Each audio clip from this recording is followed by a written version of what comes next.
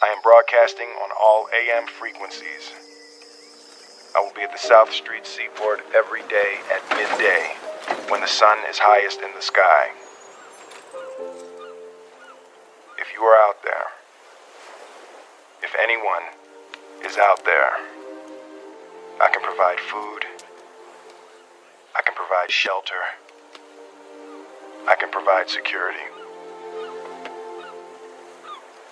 If there's anybody out there, anybody, please, you are not alone.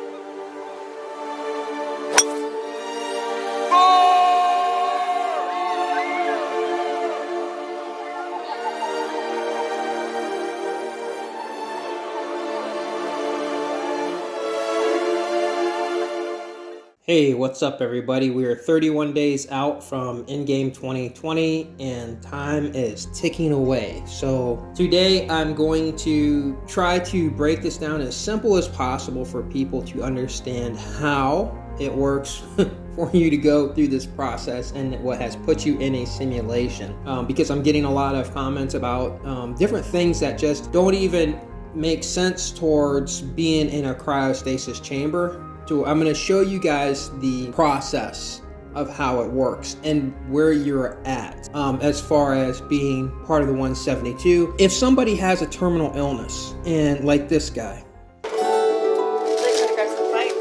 As his mum Kate tells it, Todd's leukemia diagnosis was, as it so often is, almost accidental. He'd broken his arm falling off a motorbike.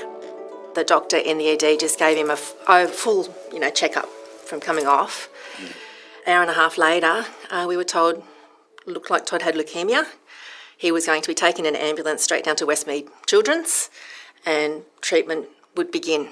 Could you believe that? No, none of us could. I called my sister, I think Matt called his parents, and Todd was on his Facebook, chatting to his friends, and he said, "Mum, how do you spell leukemia?" And I was like, What is this conversation? What's happening to us? Leukemia is a frightening word.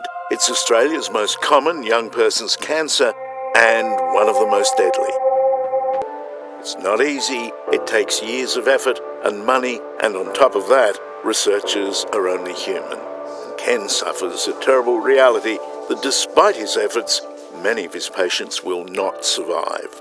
Okay, so you see how his friends and family, how they all love and care about him, right? These people don't want him to die. You have an illness, like something that's going to kill you, and there's no cure for it right now, and you're gonna die within a few months. Your family, somebody in your family finds out about Alcorn, finds out, hey, there's a way to preserve your life because that cure is right around the corner. Why would we risk you dying right now in a few months when in a couple years they'll be able to cure the cancer that you have? That's how simple this is.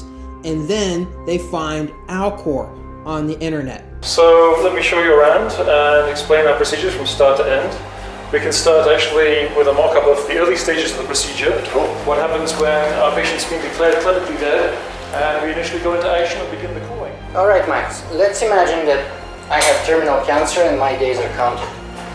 I come to you and we have already done all the paperwork and signed the contract. What happens next? Well, if we have advance warning, as we have in the majority of recent cases, we'll send a standby team out, which as the name implies means they come and they stand by and wait until clinical death has been declared, which is of course not the same as biological death. It's essentially today's doctor saying, there's nothing much more I can do for this patient. Maybe I could actually revive them for a while, but they're just going to die again. So at that point, the standby team goes into action.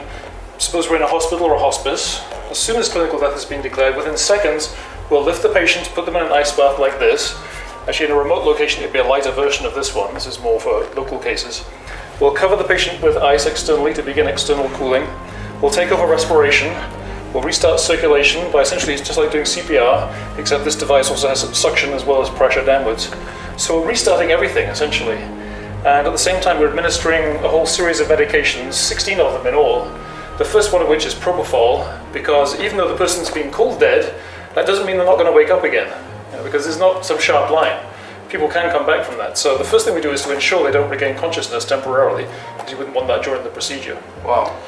We then administer antacids, things to raise heat blood pressure maintained, to reduce cellular metabolism, a whole range of different medicines essentially to reduce the problems that occur when the body stops functioning.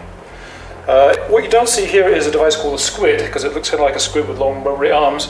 That's spraying icy water around. So it's not just ice sitting on the patient, it's actually being circulated to accelerate the cooling. So that's some of the procedures we do to initially begin the procedure. We don't want to take things below freezing at this point. We want to get down close to freezing as quickly as possible. We can also use a cooling mask, which goes over the patient's head. It's very important, obviously, to cool the brain as quickly as possible. So apart from the circulating water, the cooling mask can also accelerate that procedure. So that's what we begin to do, and then transport the patient from here. If it's a local case, we'll move this into our emergency vehicle, lock it down, drive it here, and then move on to the operating room. If it's a case in another state, or in Canada for instance, we'll put them on a plane, either a commercial or a chartered one, depending on the individual, fly them here right to the airport, which is right next door to Alcor, and then bring them into the operating room. Having picked up the patient from the hospital or hospice, we transport the patient here, and we're cooling as quickly as we can, at least until we get to just above the freezing point of water. We do not want to get any colder until we've done the surgical procedure.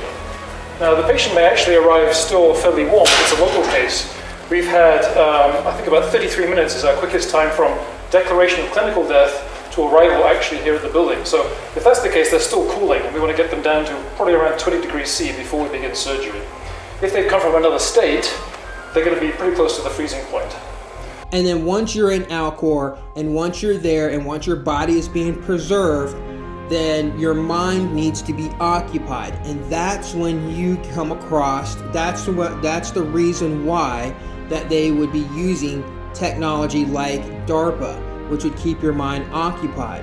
Nathan is living with paralysis. He was paralyzed in 2004 in an automobile accident. And Nathan was actually a freshman in college. He was studying nanotechnology. When he heard about some of our studies, he said, I want to be a pioneer in that. So he signed up to do one of our studies. And Nathan had that same array, right, that 4x4 millimeter array, placed in his motor cortex, right, the part that is involved in movement. He had another set of arrays placed in his sensory cortex, okay? And you can actually see on the upper right side of the screen there's a little plug that's coming out of his head. That's where those arrays are connected to. And the wires send the signals from his brain actually to that bank of a rack of computers in the middle of the screen, process all of his neural activity in real time, and actually send that activity to that robotic arm. We also developed the robotic arm, and he met President Obama, was able to think about moving the robotic arm, and shook the president's hand. Okay. Now, the other part of this story is that robotic arm also had sensors in the fingertips. So when the president placed his hand on the robotic hand, the force transducers took that information and did the reverse. Went back through the computers, went back through the wire, back into Nathan's head, and he could actually feel the president's hand on the robotic hand. It was truly a remarkable moment. Okay, so that's what Nathan can do. Let me show you a video of something else that Nathan can do. All right, so Nathan, he was astounded by this moment. It's life-changing for him. But we asked him, Nathan, what else do you want to do? And he's a gamer. And he said, I want to fly an aircraft. So we said, okay, we can help you to fly an aircraft. So the next thing we did is we connected him to a F-35 Joint Strike Fighter and put him out over Las Vegas. And we basically remapped his neural activity onto any control surface that we ultimately wanted to on that Joint Strike Fighter. Again, put yourself in the place of Nathan. Think about how you're locked in this wheelchair, and then think about your ability to actually control this aircraft, change your perspective of the world, and see it in a very different way. And I think that he sees Las Vegas in a very different way now that he's able to fly over. It's really not that hard. It's really, really simple. It's basic for me. I'm hoping that for those of you who are 172 who are understanding this, I've breaking it down even more so that you can understand it better. So I hope that helped you all out. I hope that you you walk away from this and it makes more sense to you. You can actually see the science in front of your face. You can see how the process will play out. Right now in this simulation, they are saying that they can only freeze the brain. But in the simulation, there's going to be things that have to be there to keep you from actually understanding everything. That just doesn't make any sense if they can only freeze the brain when there's technology out there to keep the brain alive and keep the brain going. Okay, so there it is. There's the technology. It's the same thing as they haven't been able to go back to the moon since 1972, so they're only going to show you so much of the technology.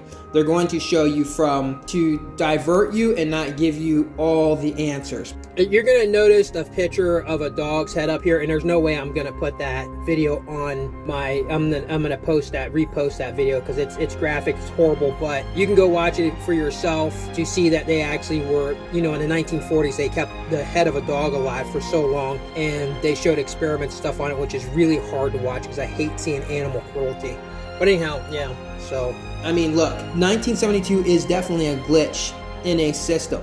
And if we're not in Alcor, then the other possibility is that we're all maybe extinct and that an alien civilization is watching the simulation through some type of a device or something like that. And if that's the case, then I will also be doing a video about that too, to explain that a little bit better to you guys too. So, and I was going to give you guys a video that was filmed in 1972 of Bekenstein talking about black hole entropy and how it retains and holds information, because that's what I was talking about just a minute ago. However, they removed that video. There was actual video of him, and I watched that video of him in 1972 explaining black hole entropy, and now it's gone. You can't get it anymore. So I wish I would have recorded that. Also, when somebody tells me, well, he's just a theoretical physicist, well, you know who else was a theoretical physicist at one time? Was Albert Einstein. He created the bomb, okay?